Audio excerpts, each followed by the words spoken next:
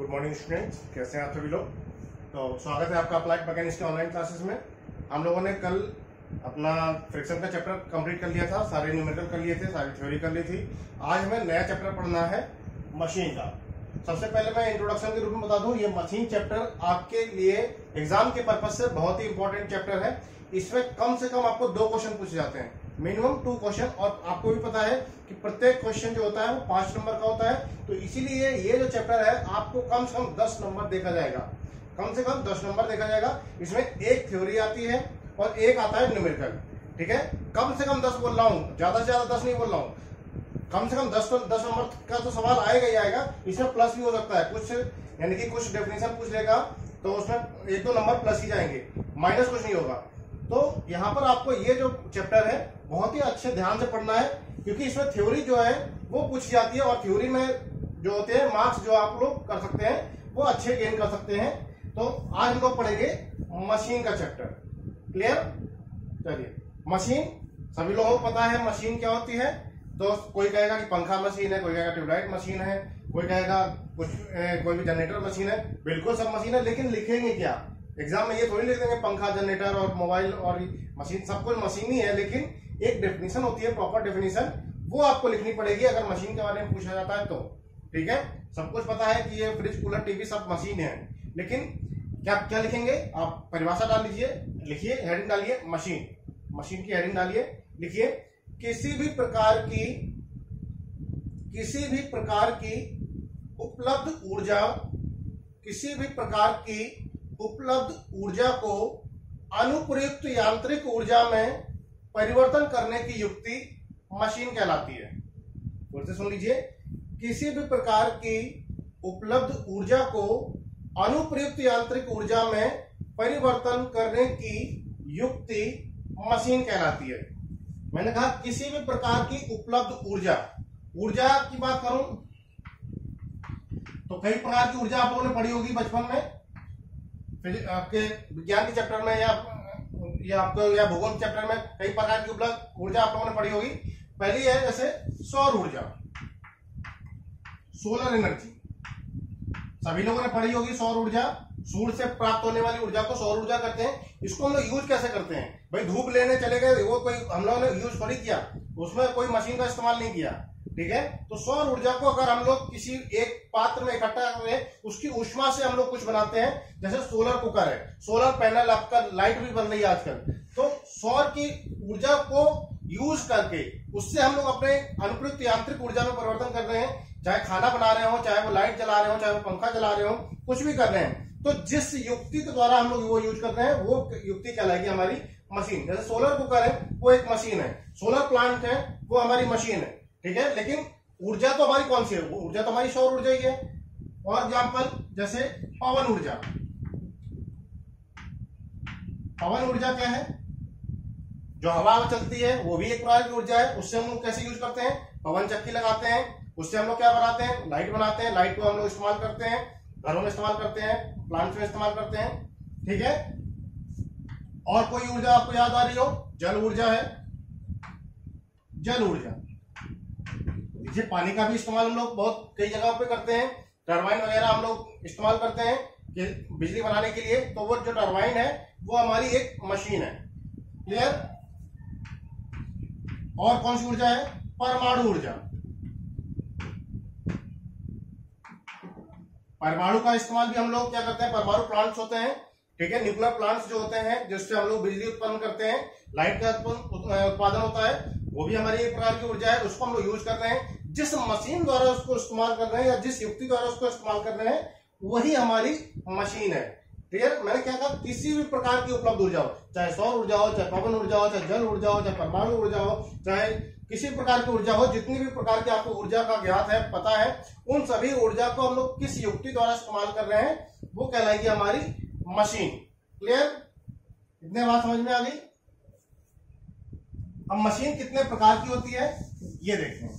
Machine कितने प्रकार की होती है? तो मशीन होती है 2 प्रकार की, एक होती है सरल मशीन, एक होती है जटिल मशीन। एक होती है सिंपल मशीन, सरल मशीन।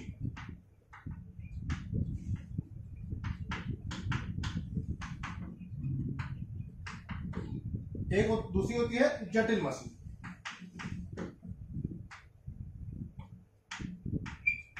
दो प्रकार की मशीन होती है, simple machine and compound machine.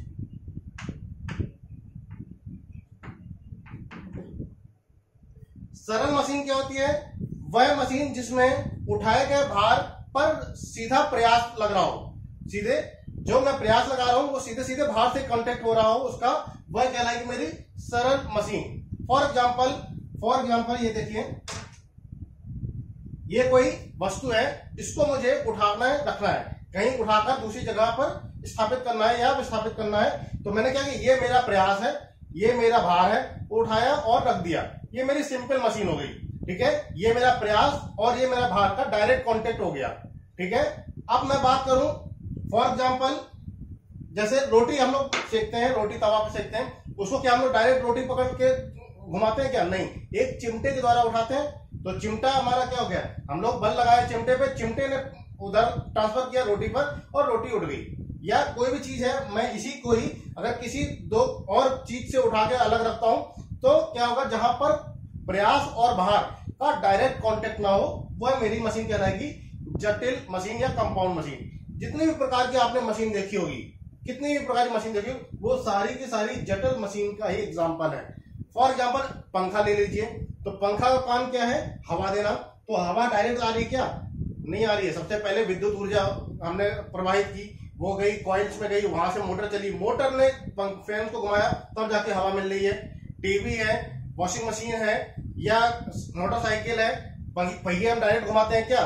पहिए पर डायरेक्ट बल लगाते हैं क्या? नहीं लगाते हैं। पहले हम इंजन चलाते हैं, इंजन से गियर पे जाता है, गियर से हमारा कनेक्ट होते हैं व्हील्स, फिर तब जाके चलती है मोटरसाइकिल। या किसी भी आप सिंपल से सिंपल मशीन भी लेंगे तो वह एक मेरी जटिल मशीन का ही एग्जाम्पल होगा। जहां पर प्रयास का भार डायरेक्ट कॉन्टेक्ट में ना हो, वह मशीन मेरी जटिल मशीन कहलाती है। इसमें आप जितने प्रकार के आपको पता है अभी तक की, जैसे लेथ मशीन है, सीएनसी है, एरोप्लेन है, साइकिल है, या कुछ भी हो, XYZ कुछ भी हो, आपकी सारी की सारी मशीन है हमारी जटिल मशीन के ही एक एग्जाम्पल है। सिंपल मशीन में क्या आएगा? जहां पर प्रयास तथा भार आपस में कनेक्ट होते हो, जुड़ते हो, वही मशीन मेरी सिंपल मशीन कहलाएगी। सिंगल प्रयास हो और सिंगल भार हो। क्लियर? तो ये हो गए मेरे दो प्रकार की मशीन, सरल मशीन और जटिल मशीन। इसके बाद हम लोग देखते हैं कुछ इसकी परिभाषाएं हैं जो इंपॉर्टेंट है, वो आपको पूछी जाती हैं, वो आपको आनी चाहिए। पहला है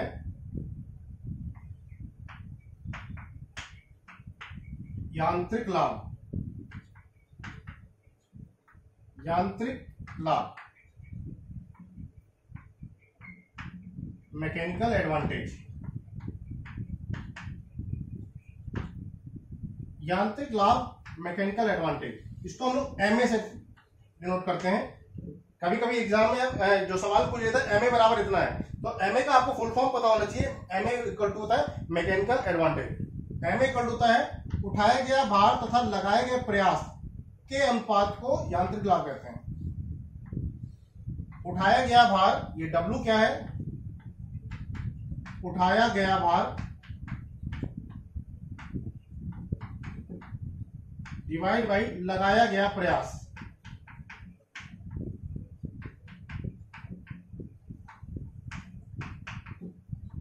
कहीं कहीं प्रयास को आयास लिख देता है, कहीं कुछ बल लिख देता है। आप ध्यान दीजिए, जो भी वस्तु को उठा रहा है वो एक प्रयास है, कोई दिक्कत नहीं है। तो उठाया गया भार तथा लगाए गए प्रयास के अनुपात को मैकेनिकल एडवांटेज या यांत्रिक लाभ कहते हैं। मैंने कहा था ना, कम से कम 10 नंबर आएंगे और प्लस में कुछ भी आता है तो प्लस में यही सब आता है कि यांत्रिक लाभ क्या होता है, वेगानुपात क्या होता है। दूसरा है वेगानुपात,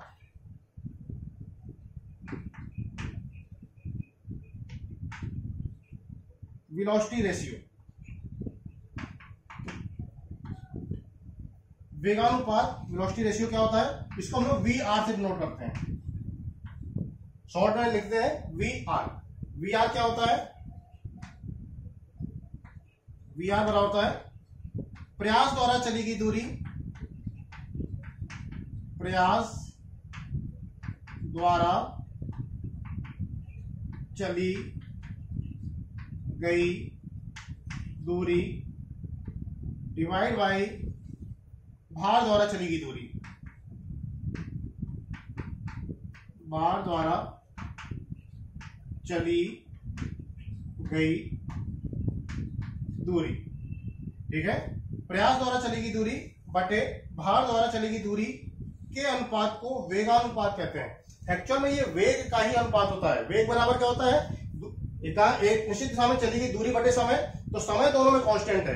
एक ही टाइम में कितनी वेलोसिटी इसने तय की और कितनी वेलोसिटी इसने की है, तो दोनों में टाइम जो है वो कांस्टेंट है, वो टाइम से टाइम कैंसिल हो जाता है, इसलिए दूरी से काम चल जाता है। इसलिए हम लोग इसको वेगानुपात को हम लोग दूरी कर लेते हैं। यहाँ पर प्रयास द्वारा चलेगा क्या, वेग भी कह सकते हैं। वेग में वही दूरी बटे टाइम आएगा, समय आएगा, इसमें भी दूरी बटे समय आएगा, तो समय से समय कैंसिल हो गया, नहीं हो गया।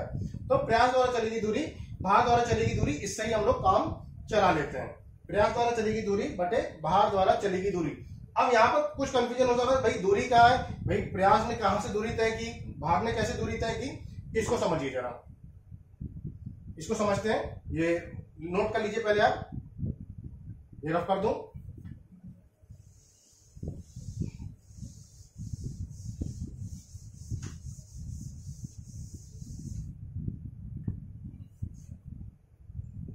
फॉर एग्जाम्पल,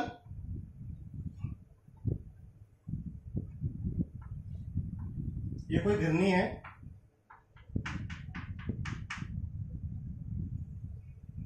ये मैं प्रयास लगा रहा हूं, यहां पर भार है। ठीक है, ऐसा ही होता है। हुआ क्या, मैं प्रयास को नीचे खींचूंगा तो भार ऊपर की तरफ उठेगा, ऐसा ही होगा भाई। जब मैं प्रयास को ऐसे खींचूंगा तो वेट ऊपर की तरफ उठेगा, तो प्रयास भी दूरी तय कर रहा है और भार भी दूरी तय कर रहा है, कुछ ना कुछ, लेकिन एक निश्चित समय में। ठीक है, मान लीजिए इसने 2 मीटर तय किया, तो इसने भी 2 मीटर ही तय किया होगा। जैसे ये 2 मीटर नीचे आएगा, 2 मीटर ऊपर उठ जाएगा, तो यहां पर क्या हो गया, वेगानुपात कांस्टेंट हो गया, 2/2 = 1 वेगानुपात हो गया। लेकिन हर जगह आपको ऐसे तो नहीं मिलेगा। जैसे हम लोगों ने स्क्रू जैक देखा होगा, स्क्रू जैक में क्या करते हैं, हम लोग एक रॉड लेते हैं, रॉड पर लगाते हैं खांचे में और फिर यूं घुमाते हैं पूरा। जब पूरा एक चक्कर घूम लेती है रॉड, तब जाकर एक पिच ऊपर उठता है वो बाहर। ऐसा ही होता है, सभी लोगों ने देखा होगा, जब गाड़ी वगैरह पंचर हो जाती है तो क्या करते हैं हम लोग, जैक लगाकर उसको उठाते हैं। तो जैक लगाएंगे तो जैक के साथ एक रॉड आती है। ठीक है, जब भी आप लोगों ने बड़ा वाला जैक देखा होगा जो भारी वाहनों को उठाने काम में आता है, तो उसके साथ एक क्या आती है, रॉड आती है। तो रॉड को हम लोग खांचे में लगाते हैं और फिर पूरा पूरा चक्कर घुमाते हैं। तो प्रयास ने कितनी दूरी तय करी, पूरा एक वृत्त की परिधि के बराबर, वृत्त की परिधि के बराबर तो तय करेगा प्रयास, लेकिन भार कितना उठा, एक पिच के बराबर, सिर्फ एक चूड़ी ऊपर उठता है। ठीक है, ऐसे बहुत सारे, जैसे अभी यहां पर आपको एक सिंगल पुली दिख रही है, तो वेगानुपात बिल्कुल कांस्टेंट है। अभी इसी में ही देख लीजिए, फॉर एग्जांपल मैं यहां पर 2 पुली लगा दूं, एक पुली यहां पे भी लगा दूं,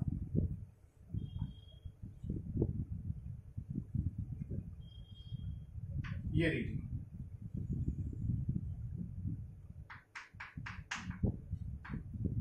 अब यहां पर भार लगा दिया।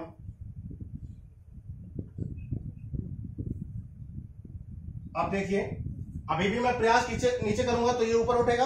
तो अब क्या, अगर मैं इसको 2 मीटर नीचे करूंगा तो क्या ये भी 2 मीटर ऊपर जाएगी क्या?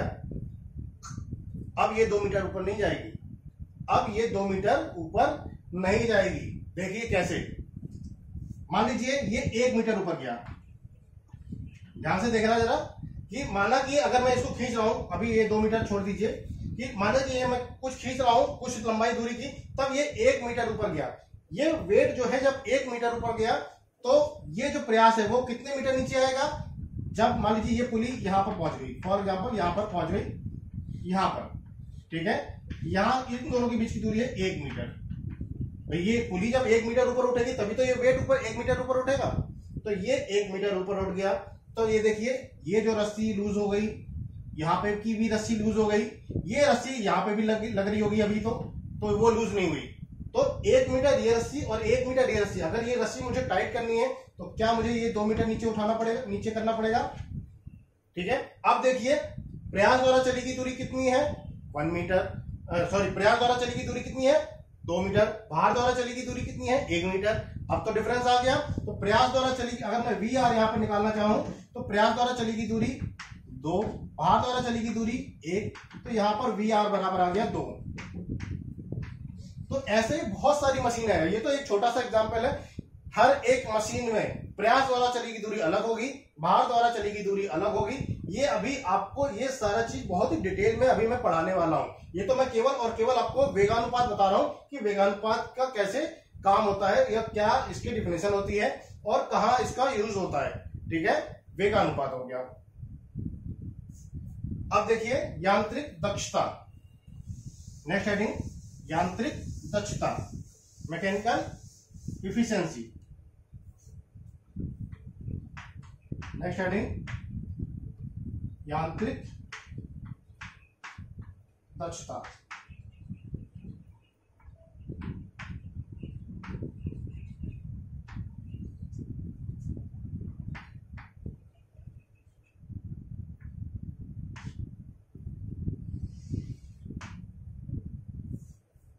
यांत्रिक दक्षता, मैकेनिकल इफिशिएंसी।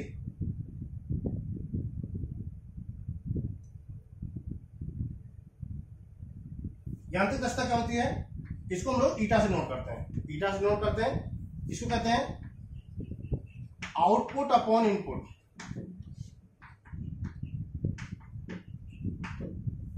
निर्गम तथा निवेश के अनुपात को यांत्रिक दक्षता कहते हैं।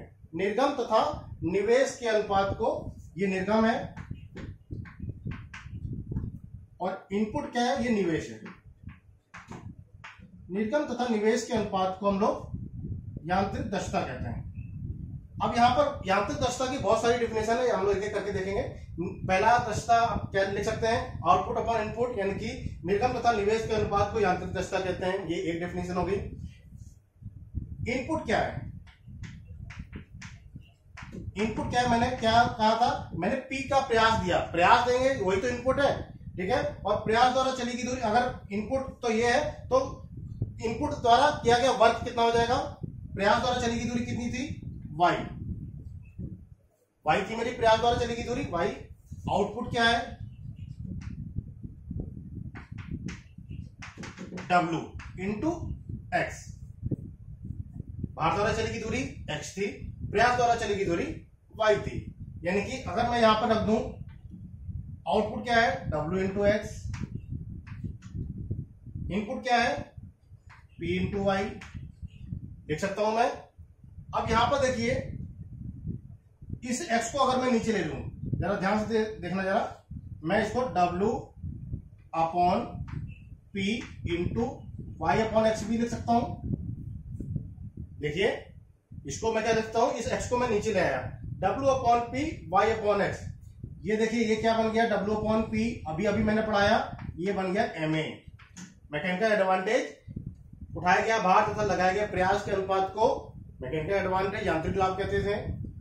y अपॉन एक्स, ये क्या बन गया, ये बन गया VR, वेगानुपात। प्रयास द्वारा चली गई दूरी तथा भार द्वारा चली गई दूरी के अनुपात को वेगानुपात कहते थे। इसीलिए इस दक्षता को हम लोग कह सकते हैं ma अपॉन VR। ये दूसरी डेफिनेशन बन गई। एक तो ये बना ही था आउटपुट अपॉन इनपुट, निर्गम तथा निवेश के अनुपात को मैकेनिकल एडवांटेज कहते हैं। मैं यांत्रिक लाभ तथा वेगानुपात के अनुपात को भी यांत्रिक दक्षता कहते हैं। एक और, जिस मशीन में घर्षण में नष्ट प्रयास शून्य हो, ठीक है, तो वहां पर भी यांत्रिक दक्षता हमारी 100% होगी। यानी कि अगर आउटपुट बराबर इनपुट हो जाए तो भी मेरी यांत्रिक दक्षता जो होगी वो 100% होगी। खैर, अभी आप दोनों ये दोनों से ही समझिए, आप निर्गम तथा निवेश के अनुपात को भी यांत्रिक दक्षता कह सकते हैं और मैकेनिकल एडवांटेज तथा वेलोसिटी रेशियो के अनुपात को भी यांत्रिक दक्षता कह सकते हैं। क्लियर, इतनी बात समझ में आई। यांत्रिक दक्षता, ये डायरेक्ट आप फॉर्मूला आपको याद रखना है, eta equal to ma upon VR, eta equal to ma upon VR, ये डायरेक्ट आपको यूज करने हैं। क्लियर, और अगर डेफिनेशन लिखने को आती है तो आपको ये एक एक नंबर में पूछी जाएगी। ma VR यांत्रिक दक्षता जो है, ये एक एक नंबर के सवाल आ सकते हैं। निम्नलिखित को परिभाषित करो, उसमें आपको ये पूछा जा सकता है। अब बात करते हैं आदर्श मशीन।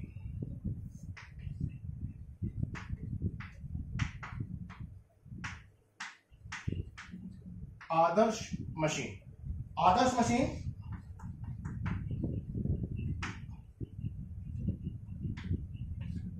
आइडियल मशीन क्या होगी? वह मशीन जिसमें आउटपुट बराबर इनपुट हो या इनपुट बराबर आउटपुट हो, निर्गम तथा निवेश बराबर हो, वह मेरी आदर्श मशीन कहलाएगी। या कह सकते हैं वह मशीन जिसमें घर्षण में नष्ट प्रयास शून्य हो, वह मशीन मेरी आदर्श मशीन कहलाएगी। या कह सकते हैं जिसमें दक्षता 100% हो, वह मशीन मेरी आदर्श मशीन कहलाएगी। कुछ भी कह सकते हैं। आउटपुट क्या था? W/X था।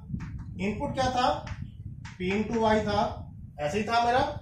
अभी मैंने आपको बताया इनपुट क्या था, आउटपुट क्या है। तो अगर मैं P को इधर ले आऊं और X को नीचे ले जाऊं तो ये हो जाएगा W/P = Y/X। अगेन मेरा ये बन गया MA और ये बन गया मेरा VR। ये लीजिए, यांत्रिक लाभ तथा वेगानुपात जिसमें बराबर हो, वह मशीन भी मेरी यांत्रिक वो आदर्श मशीन कहलाएगी। तो कितने हो गए? पहली डेफिनेशन तो ये हो गई। इनपुट निर्गम तथा निवेश जिसमें इक्वल हो, बराबर हो, वह मशीन मेरी आदर्श मशीन कहलाती है। क्लियर? जिसमें MA और VR बराबर हो, वह मशीन भी मेरी आदर्श मशीन कहलाती है। जिसमें दक्षता 100% हो, वह मशीन भी मेरी आदर्श मशीन कहलाती है। और जिसमें घर्षण में नष्ट प्रयास शून्य हो, वह मशीन भी मेरी आदर्श मशीन कहलाती है। आप इस अगर आदर्श मशीन की डेफिनेशन पूछी जाती है, आप चारों में से कोई भी एक लिख देंगे, वो सही हो जाएगा। घर्षण में नष्ट प्रयास शून्य हो, वह मशीन भी मेरी आदर्श मशीन कहलाती है। क्लियर? और वास्तविक मशीन क्या होती है? वास्तविक मशीन जिसमें घर्षण में नष्ट प्रयास शून्य ना हो, जिसमें इनपुट बराबर आउटपुट ना हो, जिसमें MA बराबर VR ना हो, वह मशीन मेरी वास्तविक मशीन कहलाती है। ठीक है? आदर्श मशीन होती है और एक होती है वास्तविक मशीन। तो हमारे पास जितनी भी मशीनें हैं आज तक, जितनी भी इजाद हुई है या जितनी, वो सारी की सारी वास्तविक मशीन है। आदर्श मशीन का कॉन्सेप्ट केवल थ्योरी में है, प्रैक्टिकली ये चीज पॉसिबल ही नहीं है। प्रैक्टिकली ये चीज पॉसिबल ही नहीं है। आदर्श मशीन हमारे पास रियल में उपलब्ध नहीं है, आज तक बनी नहीं। आज तक क्यों नहीं बनी भाई? घर्षण कोई भी ऐसी मशीन नहीं है जिसकी दक्षता 100% हो। भाई कुछ ना कुछ प्रयास तो घर्षण में नष्ट होगा ही होगा। हम यहां से वहां तक भी जा रहे हैं तो भी मेरा प्रयास जो है वो घर्षण में नष्ट हो रहा है कुछ ना कुछ। ठीक है? तो ऐसा कभी हो ही नहीं सकता कि घर्षण में नष्ट प्रयास शून्य हो। अगर घर्षण में नष्ट प्रयास शून्य हो गया तो कोई भी वस्तु जो है अनलिमिटेड टाइम तक चलती रहेगी, जबकि कोई ना कोई वस्तु जो है वो हमेशा कभी ना कभी खराब तो होती है। खराब वो मशीन कभी खराब ही नहीं होगी। आदर्श मशीन होगी वो कभी लाइफ टाइम खराब नहीं होगी, लाइफ टाइम ऐसी की ऐसी बनी रहेगी। तो वो चीज अभी तक बनी नहीं है। ये केवल और केवल थ्योरी में ही पॉसिबल है, प्रैक्टिकली ये चीज पॉसिबल नहीं है। हमारे पास जो भी मशीनें हैं वो सारी की सारी वास्तविक मशीनें हैं। आदर्श मशीन नाम की कोई भी मशीन हमारे पास उपलब्ध नहीं है। नेक्स्ट देखते हैं घर्षण में नष्ट प्रयास। घर्षण में नष्ट प्रयास। घर्षण में नष्ट प्रयास कैसे पता चलेगा भाई कितना प्रयास घर्षण में नष्ट हो गया? तो माना कि ये P' मान लेते हैं, घर्षण में नष्ट प्रयास P'। एक एग्जांपल के थ्रू समझिए। ये है मेरा कोई ब्लॉक है, अभी अभी हम लोगों ने घर्षण का चैप्टर पढ़ा हुआ है। म्यू इक्वल टू 0.25 है। For example mu equal to 0.25 है। इसका जो वजन है, और इधर ले जा रहा हूं, इसका जो वजन है माना कि 100 न्यूटन है। ठीक है? यहां R लग रहा है। इसको चलाने के लिए कितने प्रयास की आवश्यकता होगी? इसको चलाने के लिए कितने प्रयास की आवश्यकता होगी, ये मुझे निकालना है। यहां लगेगा म्यू आर, ऐसे ही लगेगा बिल्कुल। इसको इस तरफ चलाना है तो इधर म्यू आर लगेगा, इस तरफ बिल्कुल आसानी से निकाल सकते हैं। आर इक्वल टू आ रहा है 100, R equal to 100, P equal to आ रहा है म्यू आर। म्यू का मान कितना है? 0.25। आर का मान कितना है? 100 है। ठीक है? ये आ गया कितना? 25। न्यूटन। यानी कि इस 100 न्यूटन को चलाने के लिए मुझे 25 न्यूटन प्रयास की आवश्यकता पड़ेगी, पड़ेगी नहीं पड़ेगी? क्लियर? अगर मैं म्यू का मान 0 कर दूं, घर्षण में नष्ट, ये तो घर्षण में लग रहा है ना, और घर्षण का मान मैं 0 कर दूं, तो ये अगर मैं 0 कर दूं तो कितने प्रयास की आवश्यकता हुई? ये 0 हो गया, तो P बराबर कितना हो जाएगा? 0। P में अगर मैं 1 न्यूटन का बल भी लगाऊंगा तब भी ये वस्तु चल जाएगी। यदि मैं इसमें 1 न्यूटन का भी बल लगाऊंगा तब भी ये वस्तु अगर चल जाती, अगर घर्षण ना होता तो। लेकिन घर्षण है तो ये मेरा क्या हो गया? घर्षण में नष्ट हो गया, नहीं हो गया प्रयास? भाई अगर 1 न्यूटन से वस्तु चल सकती है तो मैंने 25 न्यूटन लगाना पड़ रहा है वहां पर, तो 24 न्यूटन कहां गया? वो घर्षण में नष्ट हो गया। तो ऐसे ही हम लोग कह सकते हैं वजन के ऊपर डिपेंड करता है कि वस्तु कितनी चलेगी या कितनी नहीं चलेगी। क्लियर? मुझे आई थिंक आपको समझ में आ रहा होगा। ठीक है, तो हर एक वस्तु कहीं ना कहीं घर्षण में नष्ट होती है। तो वास्तविक प्रयास माइनस आदर्श प्रयास, यदि मैं घर्षण में नष्ट प्रयास निकालना है तो वास्तविक प्रयास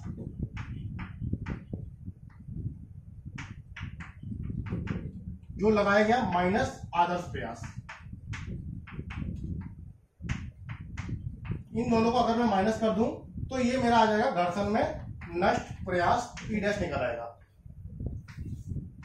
वास्तविक प्रयास तो मेरा P है, आदर्श प्रयास कैसे निकलेगा? आदर्श प्रयास, आदर्श मशीन में क्या होता है? आउटपुट अपॉन इनपुट होता है, यानी कि W into x equal to P into Y होता है। ऐसे ही होता है, W into x equal to P into Y. यहां से अगर मैं P निकाल लूं तो ये होगा मेरा आदर्श प्रयास। P इक्वल टू क्या होगा? W into x upon Y लिख सकता हूं। ठीक है, इस x को मैं अगर मैं नीचे ले आऊं तो क्या हो जाएगा? W upon y upon x लिख सकता हूं मैं।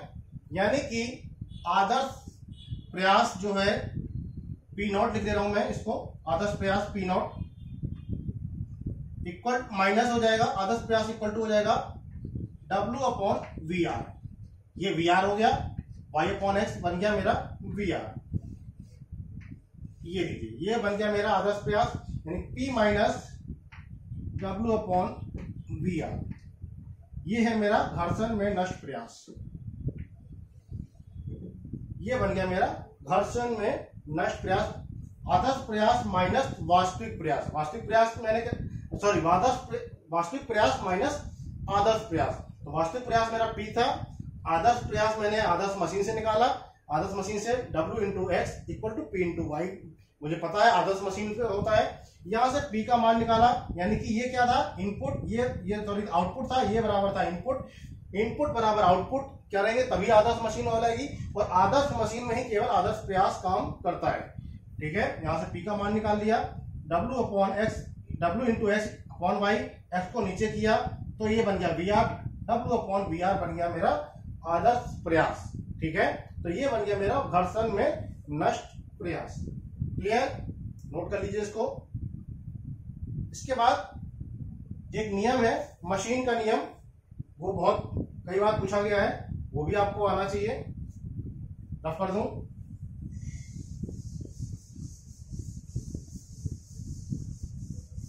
छोटा सा नियम है, कोई बड़ा भारी नियम नहीं है और कुछ भी उसमें लिखना नहीं है। मशीन का नियम,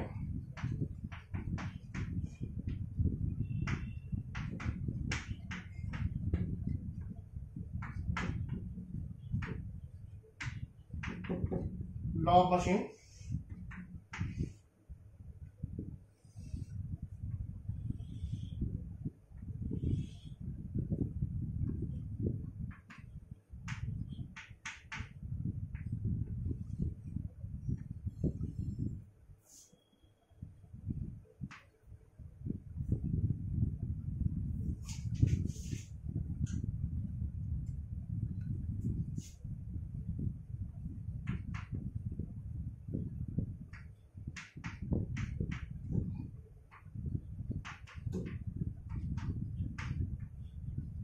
यहाँ उठाया गया भार लिख लीजिए, यहाँ लगाया गया प्रयास लिख लीजिए, यहाँ लिखिए P equal to M W plus सी।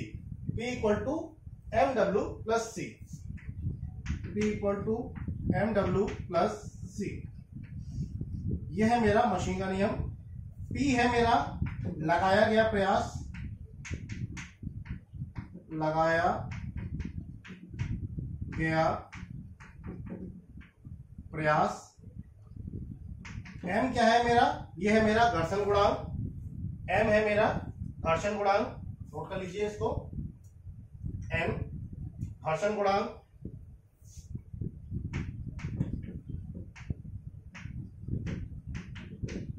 यहां पर M द्वारा शो किया गया है, W जो है उठाया गया भार,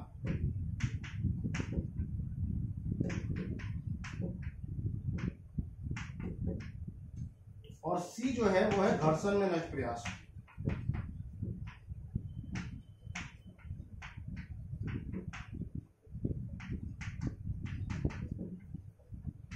C है मेरा घर्षण में नष्ट प्रयास। इतना नोट कर लीजिए, फिर मैं समझाता हूं कैसे होगा। नोट कर लिया। अब यहां पर समझिए कैसे। फॉर एग्जाम्पल कोई ब्लॉक है भाई, मान लीजिए यही ब्लॉक है, ठीक है। मैं क्या किया, इसमें अभी घर्षण लग रहा है, जब तक तो 1 न्यूटन का बल लगाया तो क्या होगा, वो तुरंत चलने लगेगी क्या, जबकि घर्षण लग रहा है नहीं चलेगी। तो वो 1 न्यूटन गया कहां, जब मैंने किसी भी ब्लॉक पर 1 न्यूटन का बल लगाया, 1 न्यूटन का बल लगाया, वो तो चली नहीं, तो वो 1 न्यूटन कहां गया, वो कहां गया, घर्षण में नष्ट हो गया, नहीं हो गया भाई। फिर मैंने क्या किया, 2 न्यूटन लगाया, वो भी घर्षण में नष्ट हो गया। और कब तक घर्षण में नष्ट होता रहेगा, जब तक वह सीमांत संतुलन की अवस्था में ना आ जाए।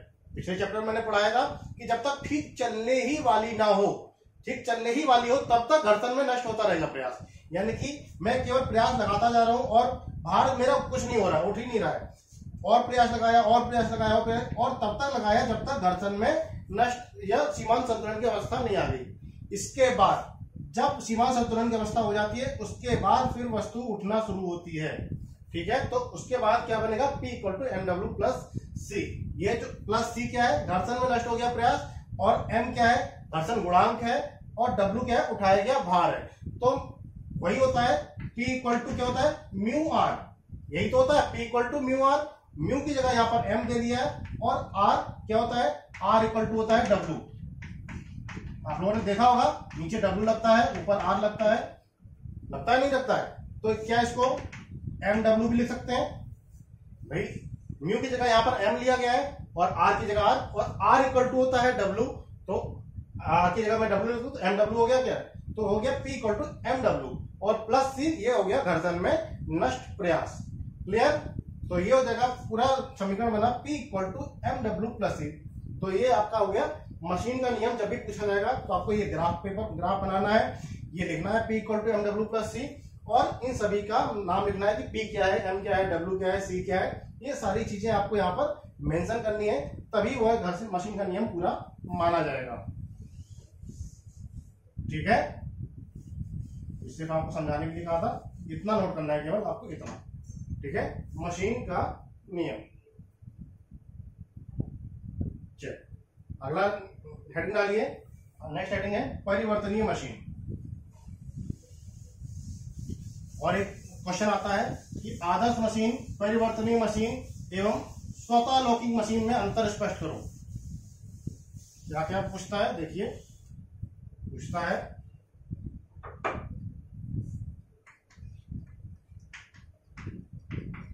आदर्श मशीन,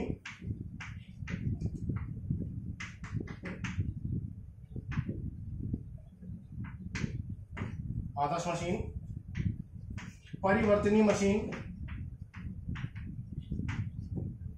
परिवर्तनीय मशीन, रिवर्सिबल मशीन,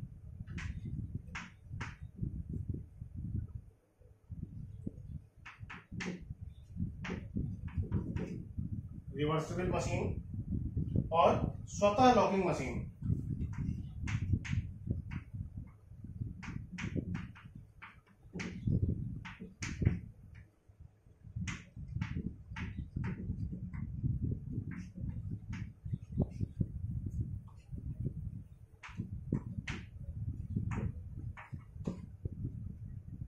स्वतः locking machine, self locking machine. इन तीनों में अंतर स्पष्ट कीजिए। कई बार ये क्वेश्चन आया हुआ है, इन तीनों में अंतर स्पष्ट कीजिए। तो अंतर स्पष्ट करना मतलब आपको तीनों का अलग अलग डेफिनेशन लिखना है। आदर्श मशीन को आपको पता है कि भाई आइडियल मशीन क्या होती है, जहां पर घर्षण में नष्ट प्रयास शून्य हो, हमारा दक्षता 100% हो, आउटपुट बराबर इनपुट हो, या MA बराबर VR हो, वो मेरा आदर्श मशीन होता है। ये मैं आपको बता चुका हूँ। परिवर्तनीय मशीन क्या होती है?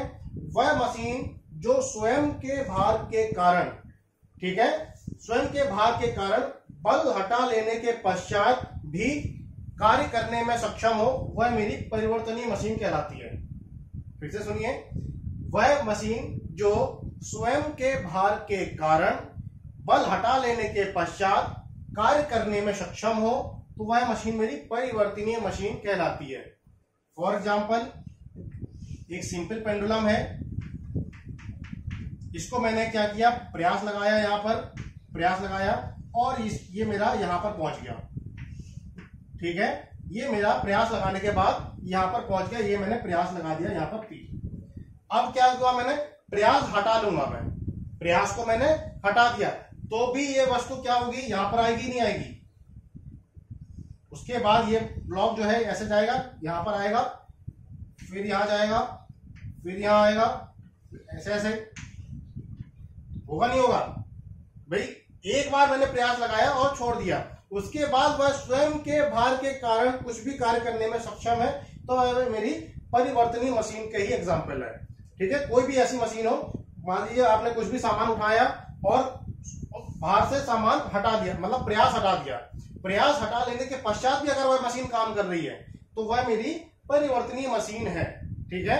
एक बार आपने बल लगा दिया, फॉर एग्जाम्पल एक छोटा सा एग्जाम्पल लेता हूं, स्टाइगर ले लीजिए। स्टाइगर में क्या किया, एक इंस्टेंट प्रयास लगाया, उसके बाद तो वह उस बल के कारण ही काम कर रही है, लेकिन स्वयं के भार के कारण अगर कोई वस्तु काम कर रही है, तो वह मेरी परिवर्तनीय मशीन कहलाती है। Best example simple pendulum. Simple pendulum जो है वो सेल्फ वेट के कारण ही हमारा काम करता है। नेक्स्ट है स्वतः locking machine, self locking machine. कैसा है self locking machine? For example ये कोई ब्लॉक है, इसको मुझे ऊपर की तरफ ले जाना है। क्या हुआ, मैं ऊपर की तरफ ले गया और प्रयास हटा दिया, प्रयास हटा लेने के बाद ये भाई वापस यहां पर आ जाएगी। तो ऐसा ना हो, जितना मैं प्रयास करता जा रहा हूं वो लॉक होता चला जाए, ठीक है, वो वापस जो जीरो ना हो जाए, किया गया कार्य जो है वो वापस जीरो ना हो, तो वह कहलाएगी मेरी स्वतः लॉकिंग मशीन। फॉर एग्जाम्पल जैसे स्क्रू जैक होता है, स्क्रू जैक में क्या हुआ, आपने रॉड लगाई, एक चक्कर घुमाया, भार थोड़ा सा ऊपर उठा, फिर मैंने प्रयास हटा लिया, प्रयास हटा लेने के बाद क्या वो भार वापस नीचे आ जाता है? क्या नहीं आता, भार तो वहीं के वहीं है। फिर मैंने दोबारा प्रयास लगाया, फिर मैंने एक चक्कर लगाया, भार और ऊपर उठ गया, फिर मैंने प्रयास हटा लिया, तो मेरा क्या, जो भी मैं काम करता जा रहा हूं वो लॉक होता चला जा रहा है, ठीक है। तो वह मेरी स्वतः लॉकिंग मशीन का ही एग्जाम्पल है। कभी आप लोगों ने ट्रांसफार्मर चढ़ते हुए देखा है, ट्रांसफार्मर में एक चेन कुप्पी लगा के रखते हैं, और या फिर आपने कभी इंजन वगैरह उठा रहे हैं, कभी किसी गैराज में गए तो इंजन वगैरह उठाते हैं, तो क्या किया, जैसे ही वो ट्रांसफार्मर उठाने के लिए हम लोग चेन कुप्पी चेन खींचते हैं, तो ट्रांसफार्मर उठता चला जाता है, और मैं चेन छोड़ भी दूं, अगर मैं उस चेन पे बल लगाना छोड़ भी दूं, तब भी वो ट्रांसफार्मर वहीं पर झूलता रहेगा। ऐसा नहीं है कि मैंने बल लगाना छोड़ दिया तो वो नीचे आ जाएगा ना, वो क्या होता है, जितना मैं प्रयास लगा रहा हूं वो अपने आप लॉक होता चला जा रहा है। ऐसी कोई भी मशीन हो सकती है जहां पर आप प्रयास लगा रहे हैं और वो लॉक होता चला जाए, वो वापस वर्क जो भी मैंने काम किया है वो जीरो ना हो जाए, वह मशीन मेरी स्वतः लॉकिंग मशीन कहलाती है। आपको लॉक करने की आवश्यकता नहीं है, जो प्रयास कर दिया वो वहीं के वहीं लॉक। मान लीजिए ये यहाँ पर आ गया और यहाँ पर छोड़ दूं, ये यहीं पर बना रहे, तो यहीं पर बना रहे यानी कि ये अपने आप लॉक हो गया, तो वह कहलाएगी मेरी स्वतः लॉकिंग मशीन। क्लियर? इतनी जो थ्योरी थी वो मैंने आपको बता दी है, आदर्श मशीन, परिवर्तनीय मशीन और स्वतः लॉकिंग मशीन। इसको नोट कर लीजिए, सबका अलग अलग आपको डेफिनेशन नोट करनी है, एक साथ नहीं करनी है। तो एक हम लोग यहाँ पर देख लेते हैं, न्यूमेरिकल देख लेते हैं, और उस न्यूमेरिकल के साथ फिर हम लोग आगे बढ़ेंगे, ठीक है। ये नोट कर लिया सभी ने। एक छोटा सा न्यूमेरिकल देखते हैं, उससे आपको और क्लियर हो जाएगा कि कैसे सवाल आते हैं,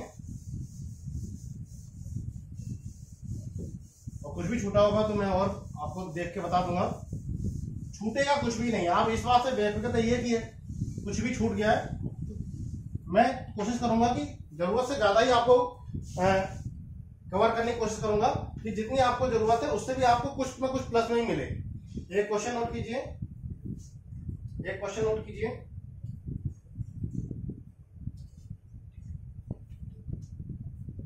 एक मशीन में क्वेश्चन नोट कीजिए, एक मशीन में 7800 न्यूटन भार को, एक मशीन में 7800 न्यूटन भार को 150 न्यूटन का प्रयास उठा लेता है, 150 न्यूटन का प्रयास उठा लेता है। इसका यांत्रिक लाभ क्या होगा? इसका यांत्रिक लाभ क्या होगा? इसका यांत्रिक लाभ क्या होगा? यदि मशीन की दक्षता 52% हो, यदि मशीन की दक्षता 52% हो, तो वेगानुपात क्या होगा? तो वेगानुपात क्या होगा? तो वेगानुपात क्या होगा? यदि इसी मशीन में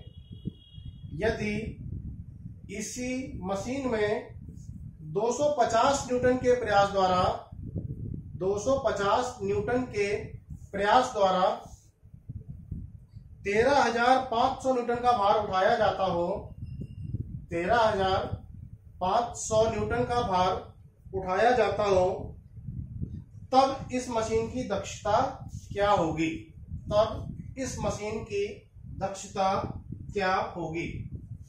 ये क्वेश्चन है, ठीक है। तो वन बाय वन नोट कर लेते हैं। सबसे पहले क्या है, एक मशीन में कितना भार उठाया गया? 7800। W इक्वल टू दिया है 7800 न्यूटन। प्रयास कितना दिया है? 150 न्यूटन। Ma का मान पूछा है, तो Ma बराबर आपको पता है W/P होता है। W का मान है 7800, P का मान है 150। कैलकुलेटर से इसका मान तुरंत निकल जाएगा। कैलकुलेटर से इसका मान आ रहा है 52। क्लियर? यहां पर देखिए, ये भी W भी न्यूटन में है और प्रयास भी न्यूटन में है, इसलिए इसका कोई भी मात्रक नहीं होगा। ठीक है, दोनों ही न्यूटन में है, 52 आ गया। इसके बाद क्या कह रहा है कि यदि इसका मशीन की दक्षता 52% हो, दक्षता जो दी है 52%, तो प्रतिशत को क्या करेंगे हम लोग? 52/100 लिखेंगे। ये ऐसे यूज करते हैं और आंसर 52% में देते हैं। 52% हो तो वेगानुपात क्या होगा? मुझे पता है ईटा इक्वल टू, मैंने अभी आपको लिखवाया Ma/VR होता है। अभी मैंने ये फॉर्मूला आपको लिखवाया, ईटा इक्वल टू Ma/VR। तो Ma बराबर हो गया ईटा इंटू VR लिख सकता हूं मैं। Ma बराबर ईटा इंटू VR लिख सकता हूं। Ma का मान है 52 इक्वल टू ईटा का मान है 52/100 इंटू VR। ये लीजिए, 52 से 52 कट गया, VR इक्वल टू आ गया 100। VR कितना आ गया? 100। अब यदि फिर कह रहा है कि कितना 250 न्यूटन के प्रयास द्वारा 13,500 न्यूटन का भार उठाया जाए, यानी कि Ma चेंज कर दिया, Ma इसने चेंज कर दिया। अब Ma क्या हो गया? W क्या दिया है? 13,500। प्रयास दिया है 250। इसने क्या किया? 13,500 न्यूटन का भार 250 न्यूटन के प्रयास द्वारा उठाया जाता हो, तो ये देखिए Ma का मान चेंज कर दिया, ये आ गया मेरा अब 54 आ गया। अब कह रहा है कि दक्षता ज्ञात करो, तो दक्षता ज्ञात करना है। ये लीजिए, दक्षता बराबर होता है Ma/VR। Ma का मान दिया है 54, VR का मान आया 100। ठीक है, तो इंटू 100 कर देंगे, ये हो जाएगा 54%।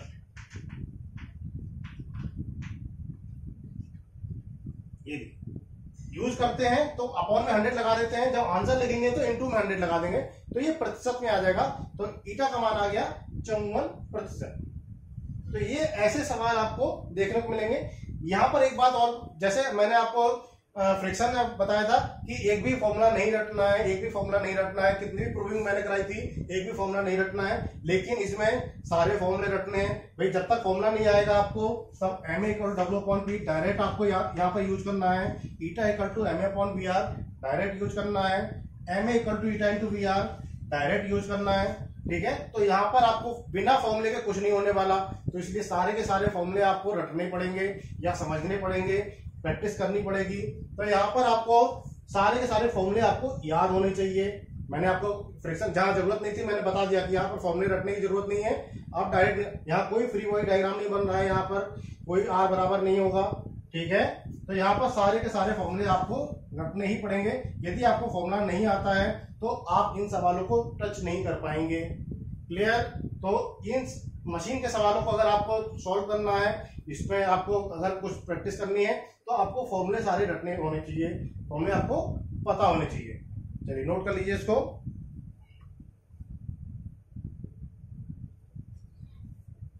एक क्वेश्चन और नोट कीजिए, एक क्वेश्चन और नोट कीजिए।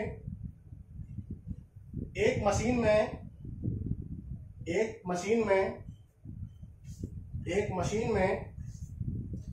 225 न्यूटन का भार उठाने के लिए, एक मशीन में 225 न्यूटन का भार उठाने के लिए 60 न्यूटन प्रयास की आवश्यकता होती है।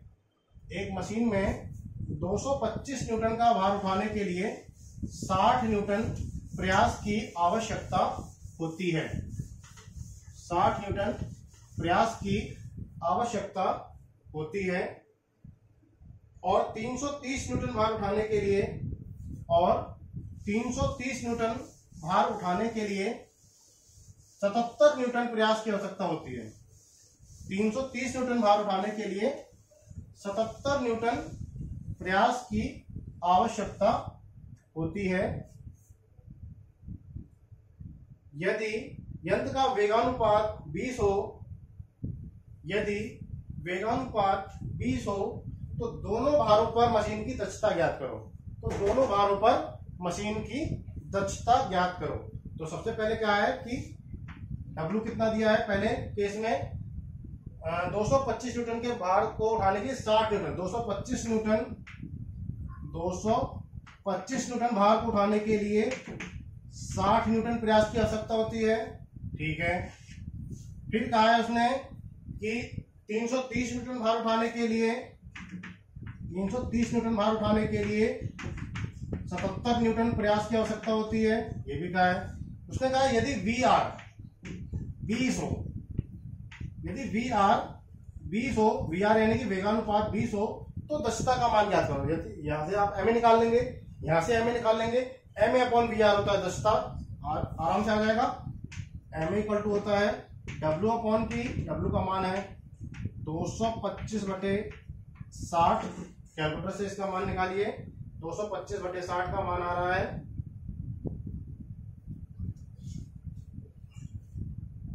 225/60। चलिए बाद में निकाल लेंगे जो भी है। यहां से MA का मान निकाला, W/P इसका आ रहा है 330/77, ठीक है। VR का मान ये पता है, एक ईटा आपको यहां से निकालना है MA/VR से। MA का मान कितना है 225/60, ठीक है। MA का मान, VR का मान 20, ये लीजिए आ गया। सेम काम यहां पर करना है, MA/VR, ईटा = MA/VR। MA का मान है 330 / 77 और VR का मान है 20, ठीक है। और मैंने पहले कहा था ये पॉइंट में आएगा, इंटू 100 करेंगे। इसका अगर मुझे प्रतिशत में निकालना है तो क्या करते हैं, इंटू 100 करते हैं। तो ये पहले निकाल लीजिए, तो बाद में क्या कर देंगे, इंटू 100। प्रतिशत में निकालने के लिए जो भी मान आ रहा होगा, इसका मान आ रहा है 1875, 0.18 तो इंटू 100 कर देंगे, ये तो पॉइंट में आ रहा है, तो दक्षता आ जाएगी यहाँ पर 18.75%। यहाँ पर भी कुछ पॉइंट में आ रहा है, पॉइंट में आ रहा है 0.2143, 0.2143 इंटू 100 कर देंगे, तो यहाँ भी ईटा का मान आ गया 21.43%। दोनों भारों पर आप उसने दक्षता पूछी थी कि दोनों भारों पर, ये लीजिए दोनों भारों पर अलग अलग दक्षता आ गई है, एक ही मशीन की अलग अलग दक्षता। अब यहाँ पर एक चीज देखिए कि जब भी आप ईटा का इस्तेमाल करेंगे तब अपॉन 100 करेंगे, क्योंकि प्रतिशत में दिया रहेगा कि 18% है तो बटे 100 करके हम लोग इस्तेमाल करेंगे। लेकिन जब भी आपको आंसर लिखना होगा तो इंटू 100 करके प्रतिशत में इसको जरूर कन्वर्ट कर लेना, ठीक है, तभी आपका आंसर बिल्कुल परफेक्ट माना जाएगा कि इंटू 100 होना ही चाहिए। क्लियर? तो ये थी आज की मशीन का लेक्चर। इसमें आपको और भी बहुत सारे कॉन्सेप्ट बताने हैं, लेकिन आज के लिए इतना ही सफिशिएंट है, इतना ही आप लोग करें, ठीक है। अपने घर पे पढ़ाई करते रहें, स्वस्थ रहें, सुरक्षित रहें, और कोई भी दिक्कत है कमेंट्स जरूर करिया करो। मैं आपकी कमेंट्स का रिप्लाई जल्दी से जल्दी करने की कोशिश करूंगा और आपके सारे डाउट्स क्लियर करने की पूरी कोशिश करता रहूंगा, और अभी तक मैंने किया भी है। Okay, thank you so much.